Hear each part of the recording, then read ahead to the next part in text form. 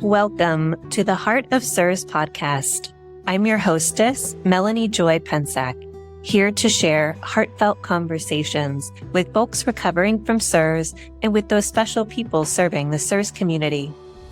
The podcast was created to help bring awareness to the physical, emotional, and mental experiences of folks navigating CIRS day to day. The world needs to know what CIRS folks go through for deeper empathy and understanding. Through stories and vulnerability, we can help the world understand the winding journey of CIRS recovery. Thank you for being here to open your mind and to open your heart. I am absolutely delighted today to be in conversation with the lovely Olivia Farabaugh. Olivia is a musician who is in CIRS recovery.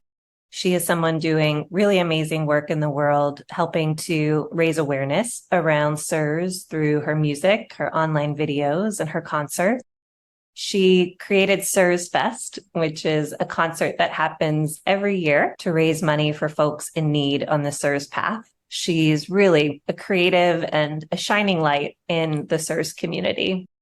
Today, we will be chatting about some different topics about tiny house living, about spirituality, about music and creativity. So looking forward to this chat. Thank you for being here today, Olivia. Thank you so much for having me. And that is such a kind intro. Thank you so much. You are such a shining light as well. And it's an honor to be here. Thank you so much. I thought we would start out maybe jumping forward in your CIRS story a bit. I know you've gone into your story in different places online, and I was thinking we would start more in the place of your tiny home journey. So I know you're living in a tiny home with your husband, and I'm really curious, and I think people will be interested to hear what led up to that, where you were living before. What was the process and conversation like around eventually getting to that type of housing? Yeah, I love talking about tiny houses. So I am totally fine with starting with this. Yeah, the tiny house situation and the living that we're doing now is definitely influenced from our CIRS journey. I always loved tiny houses. I always loved looking at the YouTube videos of them and getting lost in watching those. So I always really loved them, but never really thought that was going to be something I would be doing. And then CIRS happened, and we were actually knowing that we were going to be moving to Nashville. My husband was really feeling called to go to a school here to be a nurse anesthetist. And I obviously was drawn to this place in Nashville because of music. And I had been traveling back and forth quite often from Pennsylvania to Nashville. So we knew we wanted to move here eventually. And we actually moved in with my parents to save up for the move. Mm-hmm. And this was right before I was officially diagnosed with CIRS. God had such a plan with that because it also was right before COVID that we moved in with my parents. And so obviously my job halted, just like so many people. So there was so much just divine intervention with it.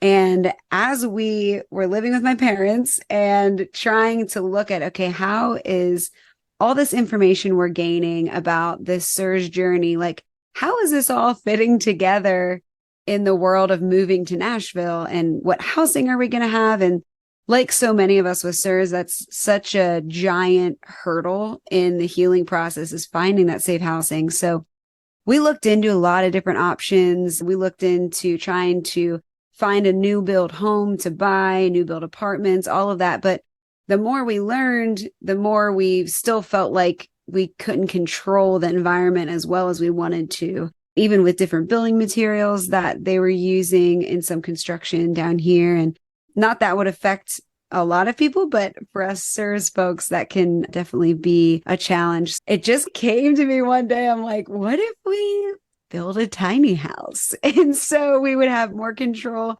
of our environment. And Caden, my husband, at first was like a little bit reluctant to it. But then as we just talked more, I'm like, we both came to realize this is really actually a viable option. So we started looking into it more, and then came across some YouTube videos and experiences people had that were like awful with tiny houses and mold. And so then we were really concerned at that point. And so we started to look into consulting an IEP. So we ended up, our builder that we found in Pennsylvania worked hand in hand with Larry Schwartz from Safe Start Environmental to find the proper building materials and building practices that would set us up for the best, hopefully the best results in the world of safe housing for CIRS. So far, I mean, we feel really blessed to say that we haven't had any issues, and we'll just keep praying about that for protection over this house. But, everything's been going great. We love this type of living. We're actually renting land from a farmer. And so we're just out on like 55 acres, and it's like literally our dream come true, and just the best situation we could find with CIRS and safe housing.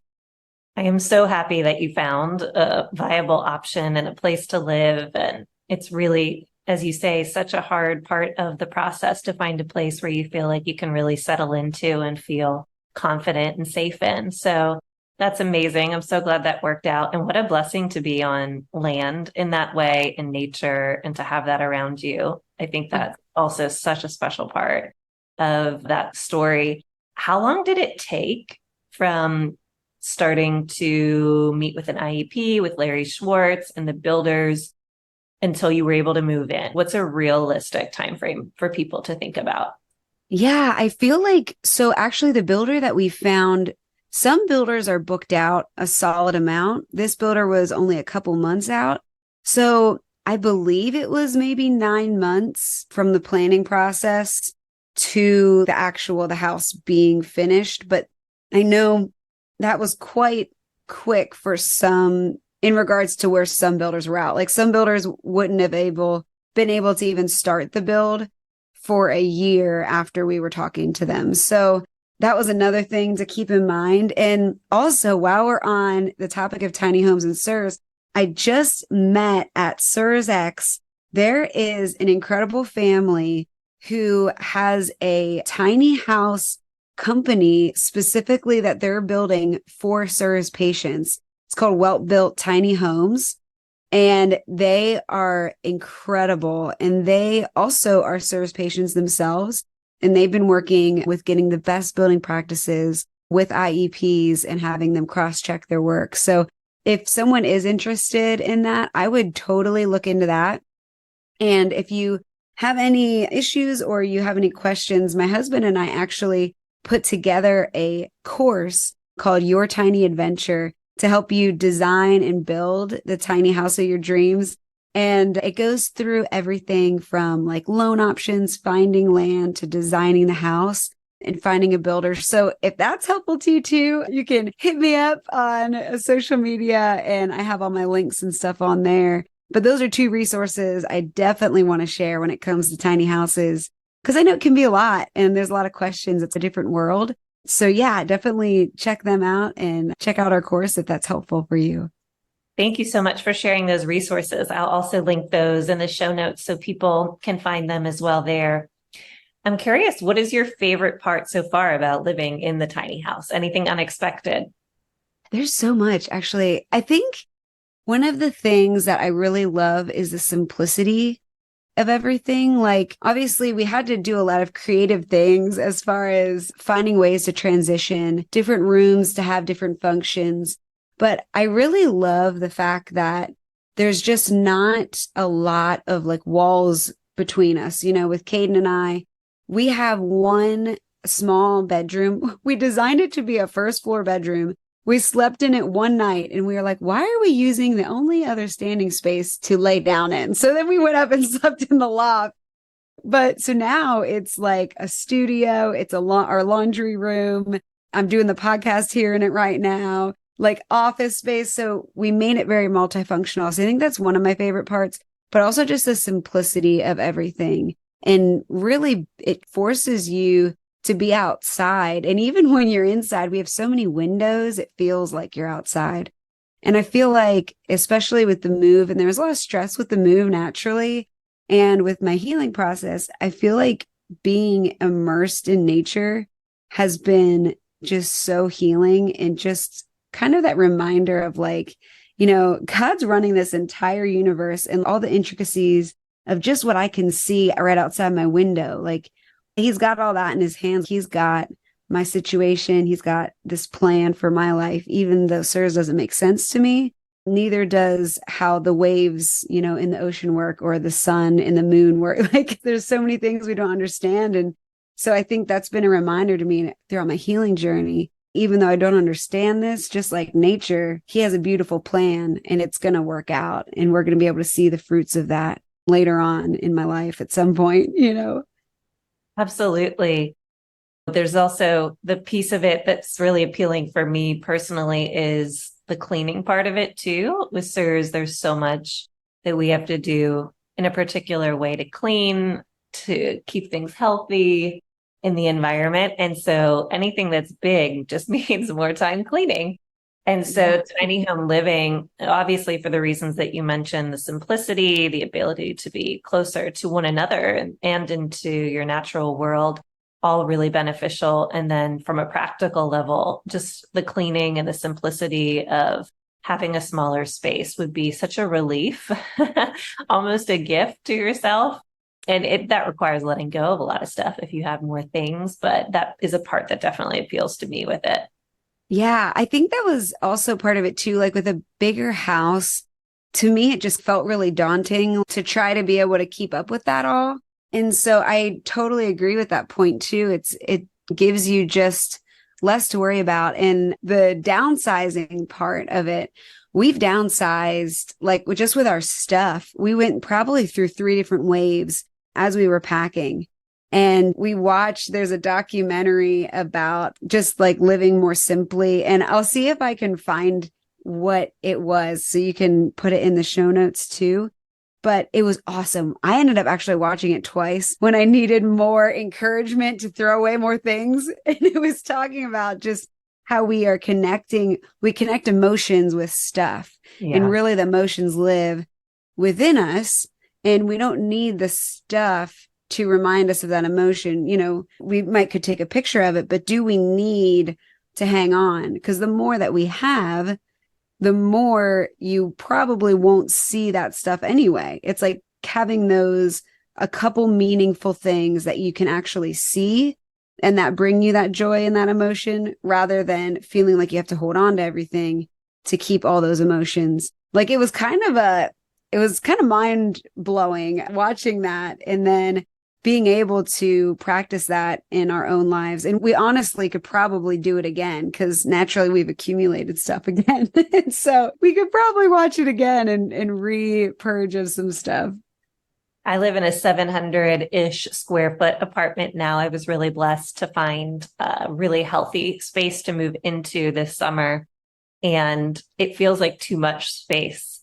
Oh, yeah. It's a beautiful 1-bedroom, and like my family wants to get me furniture and things. And I keep putting the red light on that. I'm like, no, I actually have this living room. There's like 1 washable rug, 1 meditation spot, and a little rolling desk. And that's all that's in there. And at first it felt a little empty, and now I love it. It feels like this blank canvas. I can tap into my creativity a lot easier when there's less clutter. And it feels really nice to not have to worry about too many things. So maybe someday I'll get a sofa. I don't know. I think that's so true, though. That's so great. That's what I think, too, at least for me in my CIRS journey, like the brain fog has been something that has been one of the things that have been more ongoing, but in ebbs and flows. But I feel like it's like the less stimulants that are trying to take my attention, just the more at ease I feel. Like whenever the brain fog would be more intense and I'd go to try to walk into a grocery store, it'd be like, hello, like you can't take in all of it at the same time. So I think that's beautiful, having such just a crisp, simple place that your mind doesn't need to try to process, and you can just be in that space. I think that's beautiful. been really healing so far. We'll see where I am in a year. I might Yeah, have right. a few things, but right now I'm definitely enjoying it for sure. So shifting topics a little bit, I really am looking forward to talking about spirituality with you.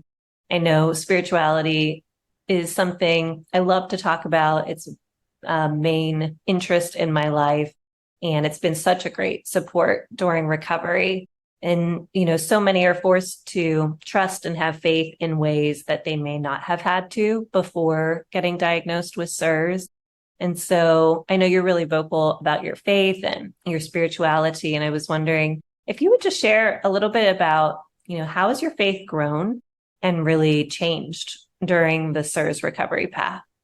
Yes, I would love to talk about this. This is another topic that I love. So I honestly can't express how much this journey has strengthened my faith. And in the beginning, when I first started getting sick, I always knew God. I grew up in church. I knew the stories of the Bible. I went to CCD. I knew his presence. I knew he had a plan. And that's honestly what got me through a lot of this, is trusting him. But until I actually sat down and spent time with him and really read his word and let scripture speak, it's changed my life completely. I was so anxious. I was on anxiety medication, which I have nothing against. Just want to shout that out. Nothing against, but I was on anxiety meds for years. And after I had taken the time and just sat with him every morning and just prayed and really meditated on his scripture and his word, I was just really irresponsible and I forgot to renew my anxiety medication. And so I had 3 days that lapsed. And when I ran out versus when it was going to be coming in. And I had tried to get off of my medication before and it didn't work, which that was fine. I was like, okay, I'll just get back on. And then, so I had 3 days and the third day came around and I was fine. I still felt fine. I didn't feel the elephant on my chest like I usually would. And I was like, what is this? This is amazing. And then whenever I would sit with him, I would just feel just incredible peace. It's like, there's literally no other way to explain it. And I encourage anyone who's going through chronic illness, it doesn't make any sense what's happening. It really doesn't. I think there's a point where we can decide if we're going to let CIRS and chronic illness define us. And that's just who we are. This is, we're limited and all, if we want to have that thought process. And then there's another avenue we could look at it as this refinement, and being refined is so painful. And who the heck wants to be refined? And nothing about refinement feels beautiful, but it really is he's refining us from this inside out.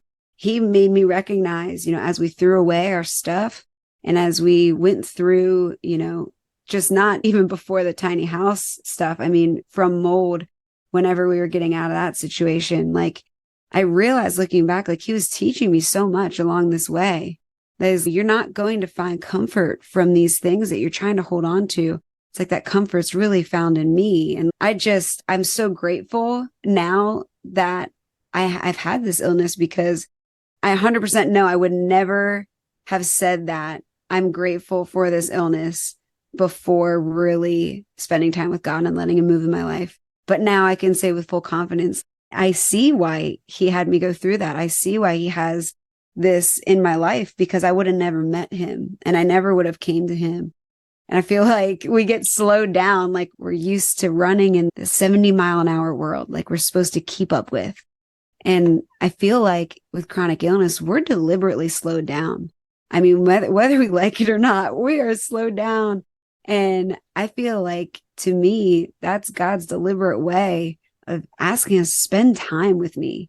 You don't need to go about and run this 70-mile-per-hour race. Just sit with me and watch me move and let me move in your life. And then I'll guide you where you need to go next.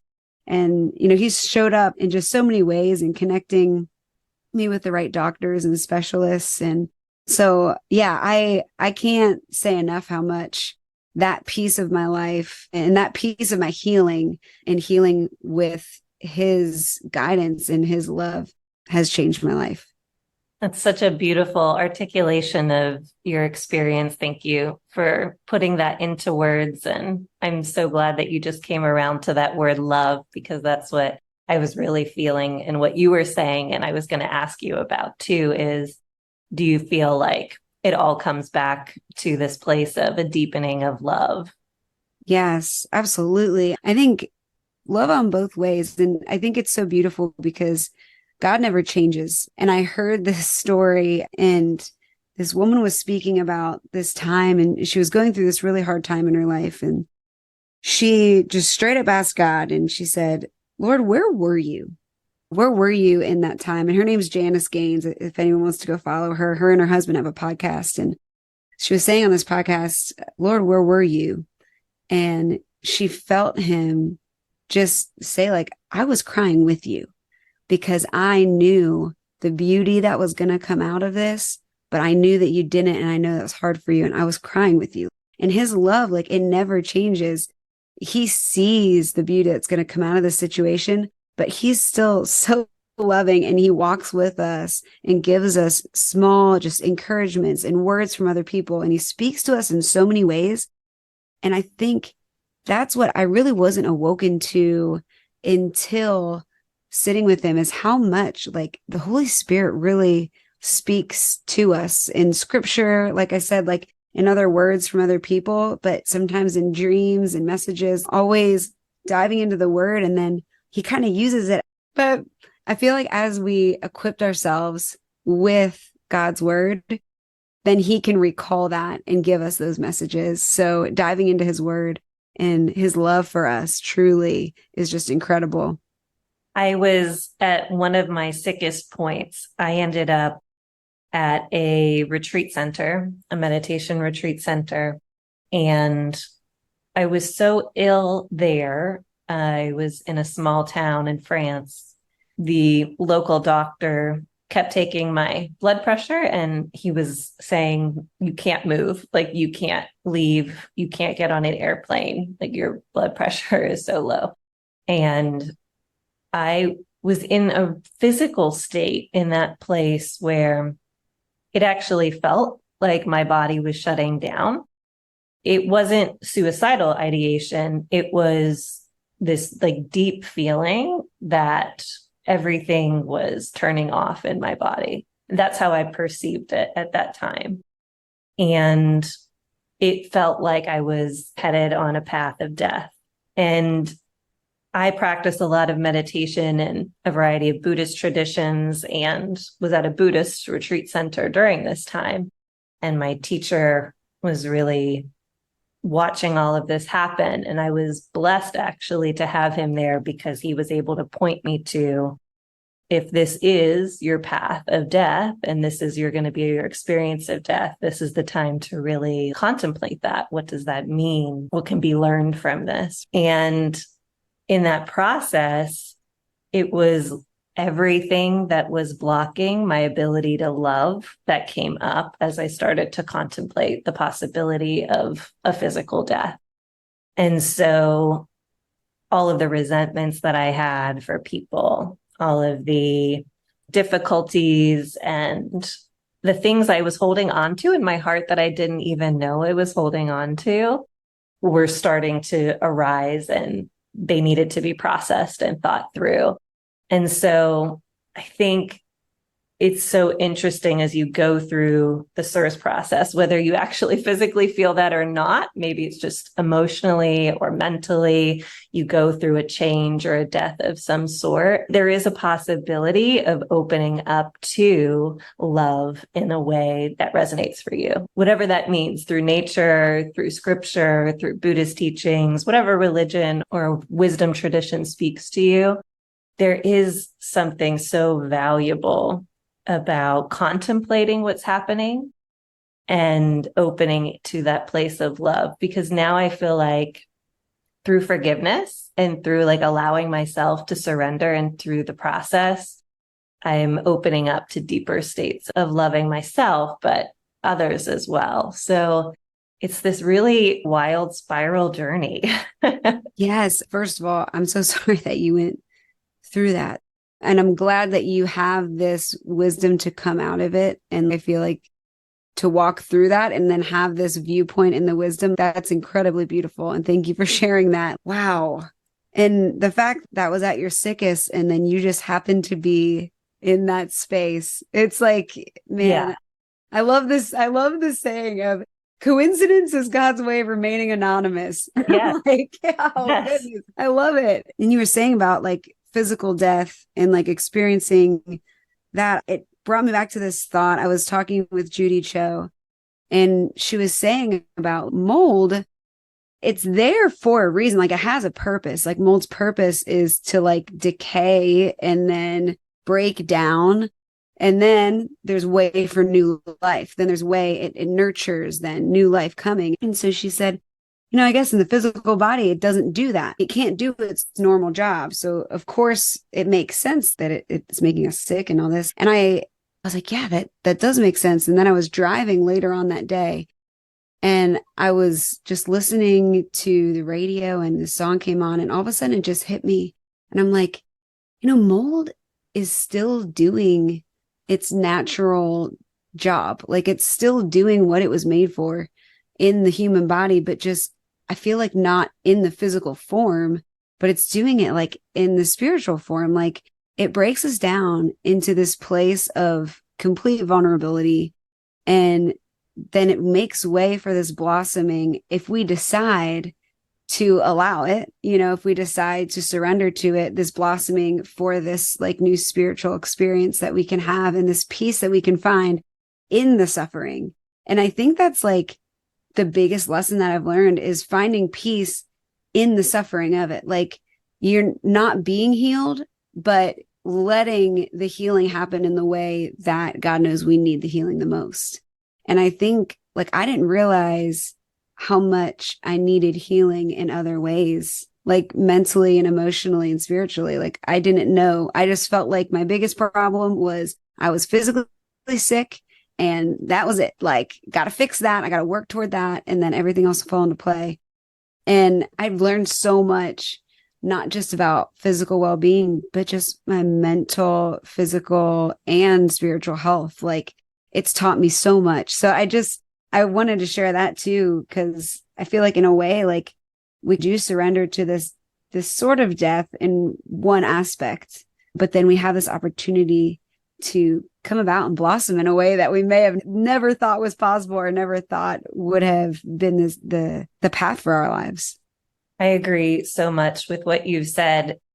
I'd hesitate to say this to people who are so early on the path because I know that it can be so much to take in. But as you go through recovery, I really do feel like it is such an opportunity to develop wisdom and compassion and to live a deeper life. I didn't realize, like, as you pointed to, I was sort of living like a superficial life. I was cruising, things were fine, but there were so many pieces of my life that I wasn't looking at, that I was ignoring, that kind of kept everything really superficial and not deep in connection and deeper in love. And going through the journey and like being at a retreat center in a foreign country, feeling so sick, it's so humbling. As you said, it makes you so vulnerable. And it was actually what I needed. Like something what needed to wake me up to a deeper way of being in the world. And this was it, I guess. Yeah, that's for sure. It definitely does that. And like I say all these things and it makes it sound like, oh, how easy. No, it's not fun. And I just want to like validate everyone who is listening, who is in the beginning process, like you said, and in those stages of wondering what life is going to look like. So I just want to validate what you're going through is real. What you're going through is hard. And there is hope. And I think the hope aspect is the thing that I felt like whenever I first got diagnosed, I couldn't really find a whole lot online of people sharing their stories. And I couldn't find like, am I the only one in the entire world who has this? What? Like, where is everybody at? And there was some support groups I found on Facebook, and it was all very overwhelming as far as just the stories are heavy. The experiences that we're going through are really heavy. And I just want to make sure that the people out there that are in that place of, okay, where is the hope? The hope is here. The hope is in your situation, even though it might be hard to find right now. The hope lives in you, and it is there, and there is so much hope to be found. And your story and your hardship is going to be used in such beautiful ways, because somebody else right now going through what you're going through needs to hear your story and to come together and band together in hope. And so I love so much, Melanie, of what you're doing, because just getting to know what you said, you were already doing a lot of this meditation, and you were so specialized in this already, even before you got sick. So I just think it's so cool how you're using the gifts that you've been given to bring hope and healing into this world. And like, that was so much of what I felt like with music. At first I was confused. Okay, why am I getting pushed out of music? Like, how am I going to travel and do music? And like, how is this all going to work? And I had this just deep gut feeling like I was given this illness, and I was given this, or this illness came about, and this gift of music, like all for a reason. Like, it wasn't an accident that I have both of these things in my life at this moment. So like, what can I do to make good of this? And so that's where this whole idea of, CIRS Fest and raising money for those who need that assistance, because that's such a financial hardship for many people. So it was like, okay, whatever your gifts are, eventually, as you continue on your healing journey, maybe just keep that in your heart, in the back of your mind. What are my natural gifts? And how can I use this to help support other people? Because I think when we get outside of ourselves, that is when healing happens too. Like, we naturally are so focused on, okay, how can I get myself better? And not for selfish reasons at all. You want to get yourself better so you can be better for everybody else around you and all this. And I just think sometimes whenever we just do one simple act of even just writing a note to a family member of how much you love them, even if it starts as simple as that, or sending a text message to a friend, thinking of you, whatever, getting outside yourself in one way or another is so healing and creates that deeper purpose in your life, which I think we all really long for when it comes down to it, is like that purposeful living, like you were talking about earlier, Melanie. That's so beautiful. Yeah, it's making me think of, in some of the Buddhist traditions, the nuns and monks would walk through town and they essentially ask for food. They take like alms bowls or just empty bowls where the villagers would give them their meals for the evening. And they actually teach the babies to open up their hands and put rice into the bowls, like at a very young age. They'll actually help the baby learn to be generous. It's one of the first. Wow. And so what you're talking about, and the work that I feel like we're both doing in the world now with our gifts and our unique voices and talents, it's generosity, and generosity is healing. I don't know if you have found that, but I find that now that I'm at a certain point in recovery, that ability to be generous is very reciprocal. Like, it's actually fueling the healing process instead of making me feel more tired or something. It actually feels like it's coming from something bigger than me. And that generosity is like creating a reciprocal healing with others. I can totally relate to that too. And that's what I feel like, being able to be part of something bigger and connecting with that. Okay, I'm still here on this earth. I'm still breathing. I'm getting this breath put in my lungs for a reason. Nothing's wasted. No time, no breath.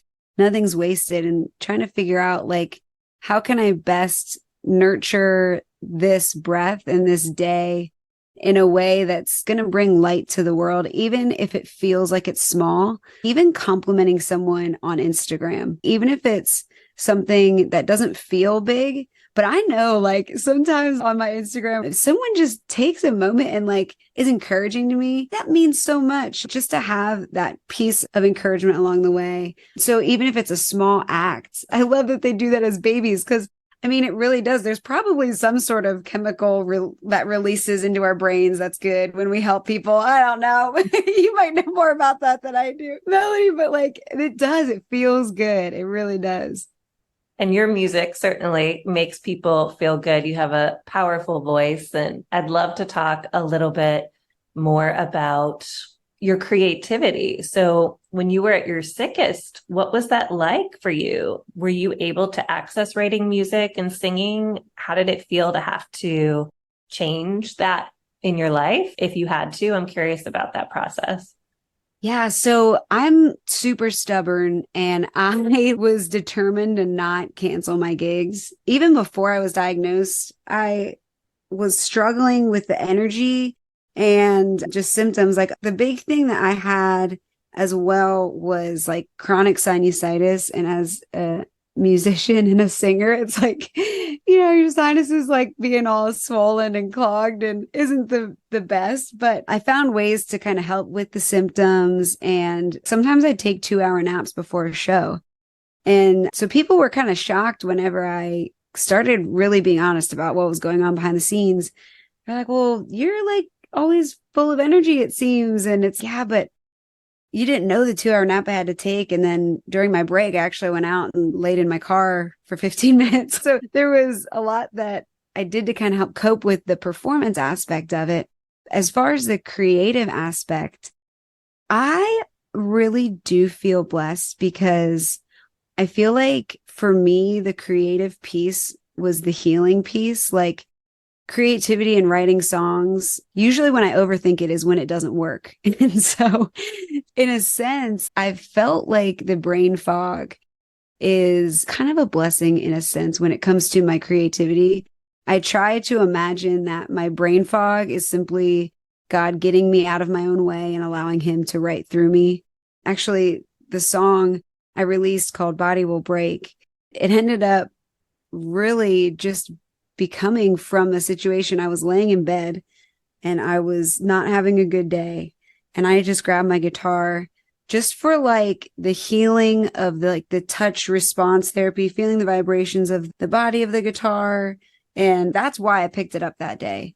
And then I started just kind of like humming and this song spilled out. And that doesn't happen all the time where songs spill out. But when they do, I feel like it's usually because someone else needs to hear it. And it's also healing for me. And so I wrote this song and I've been really blessed that people have shared their stories and their experiences listening to it, especially, people that have chronic illness and CIRS, because it validates like, okay, that was written for this community and that was written for other people to feel validated. So it's been cool to see how CIRS and brain fog and all that has kind of gotten me out of my own way and let God just do what he needs to do and move how he needs to move, and more like living by the Spirit instead of living in my own flesh, if that makes sense, like letting the Holy Spirit do its thing instead of me trying to do my own thing. It's always better off when the Spirit works anyway. So that's kind of how it's been in my creative process. I love how you describe that. I feel that way similarly with writing. And it feels like I'm just a vehicle, whenever something is ready to come out and be written, it just flows through, and not overthinking it definitely helps. And the brain fog, I feel, does sort of seems to shut down some sort of overthinking channel and let whatever needs to come out. I think it's so beautiful that you kept up with music during that time. And it's something I just want to flag for people that are listening, is when you're in a place that's challenging or difficult or dark, is there a way to stay somehow connected to whatever keeps you creative? And that might look different. For me, I used to dance a lot and I love salsa dancing, and I've been very physically impacted in my recovery. And so that's not something I can do, but I still listen to the music and I still feel what it would feel like to have that emotional experience. And so we have to give up so much on this journey that I want to encourage people to really stay connected to their creativity. I love that you said that, like you still listen to the music and connect to that. I think that a lot of times we can dwell on, it's so natural. Like, I'm not saying that, oh, don't dwell. Like, we are human and we are in a really hard situation. So it makes so much sense that our brains want to go to this place of longing for how it used to be. And that is so natural. And I 100% get it because I did that. And still my mind will go to that place only if this never happened. But then it's like, well, then none of this other stuff, I wouldn't be in this place. Like, really trying to retrain the brain to not dwell. But how can we adjust our present situation and still find joy in this present situation? Okay, so it doesn't look exactly how I wanted it to, like 100%, but how can I still tap into that? And I love that you just listening to the music. I did an exercise, and maybe you do this during your meditations, but with visualization, I don't know what the heck. I mean, it is powerful. Basically, I would close my eyes and imagine myself going through a scenario. Maybe that would be a scenario that I know was going to be coming up. I was going to have a big performance. And I would walk through that scenario, like imagining feeling each emotion, like with all the five senses, what it would smell like, what it would feel like, whatever clothing would be on my body, and imagining the excitement for that and everything going well. And it's so powerful because then you bring this into then the present day without even necessarily recognizing it. So you kind of sit in these moments of visualizing, and maybe that would be visualizing, okay, I know I need to go to the grocery store today. Imagining yourself walking, even walking to your car, getting in the car if you can drive right now, going into the store, having confidence and feeling light going into the store, what it smelled like all the things. Or you could do like going on a beach, like one of your favorite vacations, and recalling all of that. But becoming in your mind, that like having that peacefulness, and it really does release whatever that chemical, like just of the happiness and joy, it really releases that. And so you're feeling that rather than anticipating anxiety and focusing on the things that aren't happening and stuff like that. So that really helped me. I don't know if that's a tool anyone's using out there, but if not, you could try it out. I like it. I like it a lot. Those are great tips. I think those are wonderful ideas for people. I'm sure they will really appreciate that. And it does help to shift the emotions, really just like music does. And I feel like that's what's so powerful about your song, Body Will Break. It really touches into some deep, more challenging emotions, yet we need to tap into that so that it can move through, so there's space for something else, right? And I think that's such a gift of your music and music in general. It touches us into these places on a deep level that we can't always express with words, that just need to be moved through us. And then there is a release and space for something else. I'm so grateful that you wrote that song and shared that song, and it's really touching. And I'm excited that you'll be willing to play it for us today.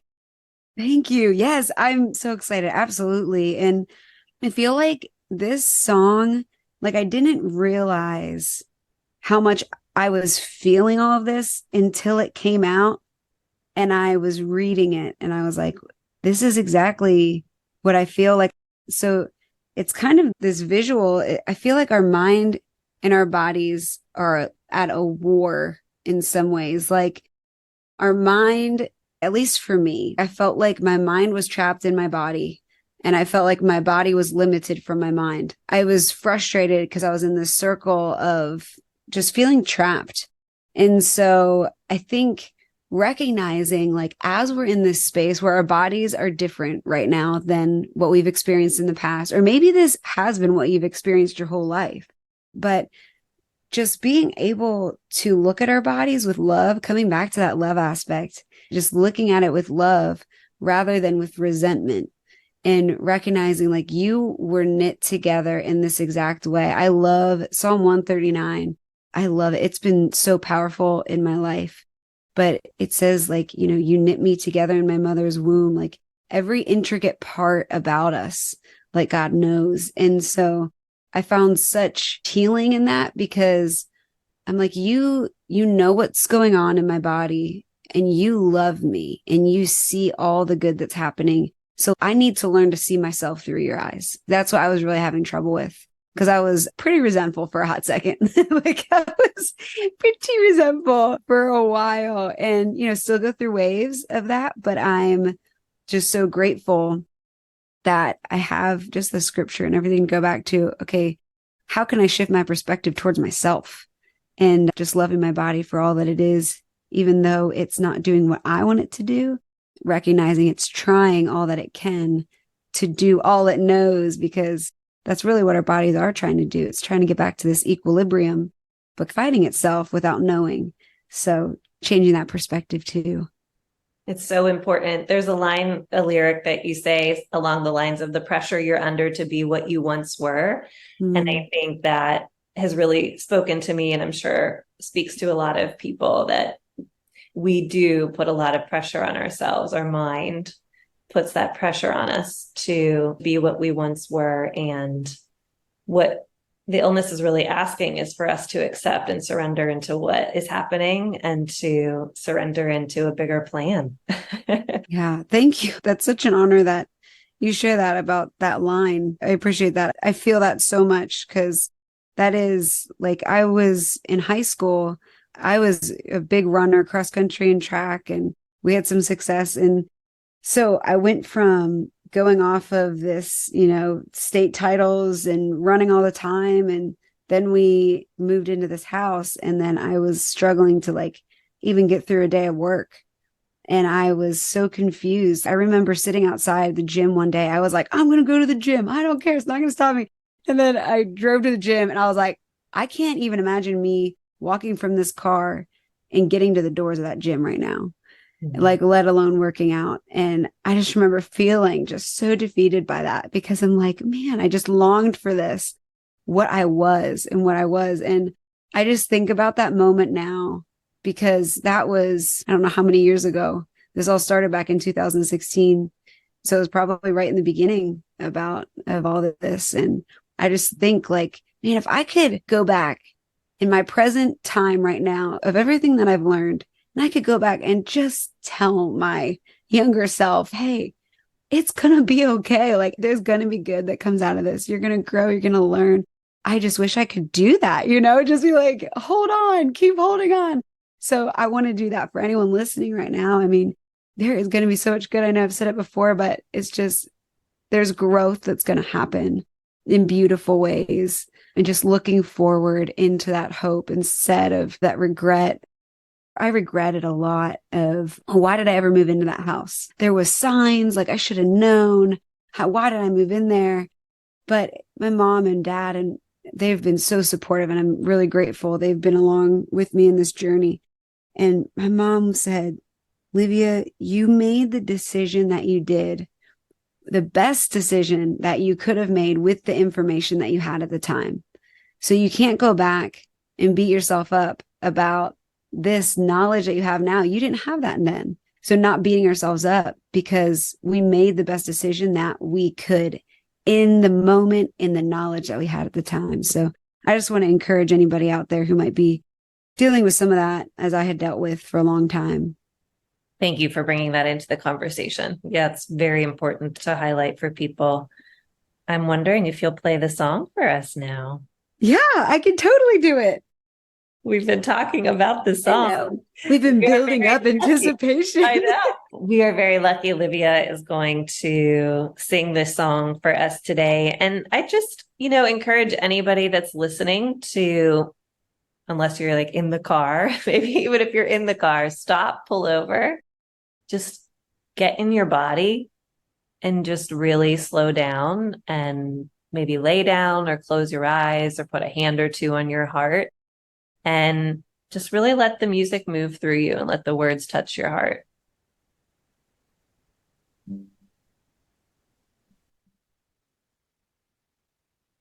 It's a war zone. Under my skin there are gravestones from my body and mind fighting for the throne, just to both end up alone. All I know is both sides don't seem to be listening as my soul screams between them, falling to pieces. So settle down and listen to me now. Mind, I can see your side. It doesn't seem fair that you feel held back in these bones. You've been trapped now, body. I know you're trying for me. I can see all this pressure that you're under to be what you once were. So mind, give this body a break, or this body will break. No, it ain't easy to show sympathy to the enemy, but we're given the same breath to breathe, just one life, so please, can we live in peace? Mind, I can see your side. It doesn't seem fair that you feel held back in these bones. You've been trapped now, body. I know you're trying for me. I can see all this pressure that you're under to be what you once were. So mind, give this body a break, or this body will break.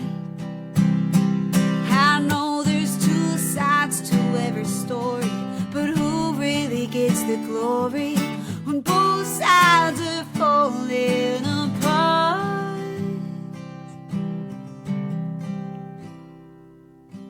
Mind, I can see your side.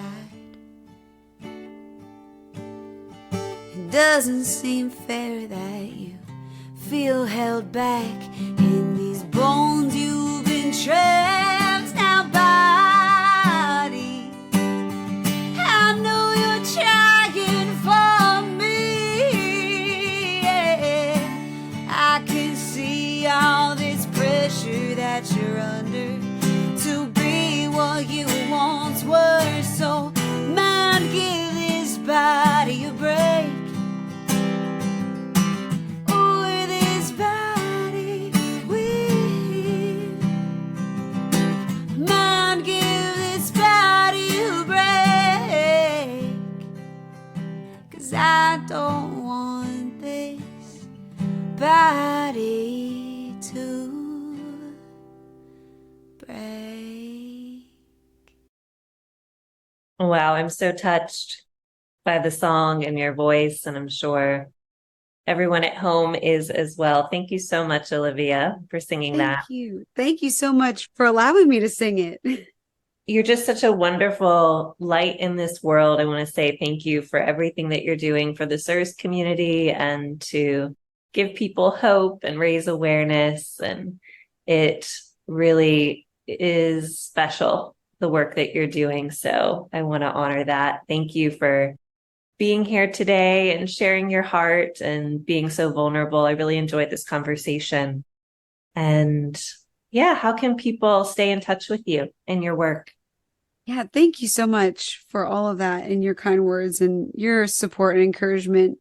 It truly means a lot. And I just want to say to you, truly are such a light in bringing this community and just the world the knowledge and the opportunity to sit with themselves and to be guided with your meditations. And it's just so beautiful. So thank you. Truly, just it's amazing what you're doing. And I'm all over social media. I'm on Instagram, YouTube, TikTok, all the things, Facebook.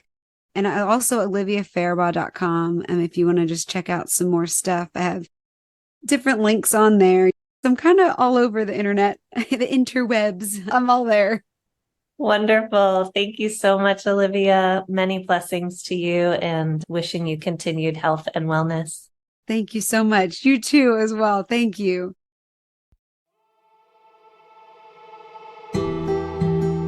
Thank you for listening and for your kind attention. To keep in touch, follow the Heart of CIRS podcast on Instagram. You can visit melaniepensack.com/the Heart of CIRS to donate. Your generosity helps to keep this podcast growing. May the awareness of CIRS spread far and wide, helping to change millions of lives for the better.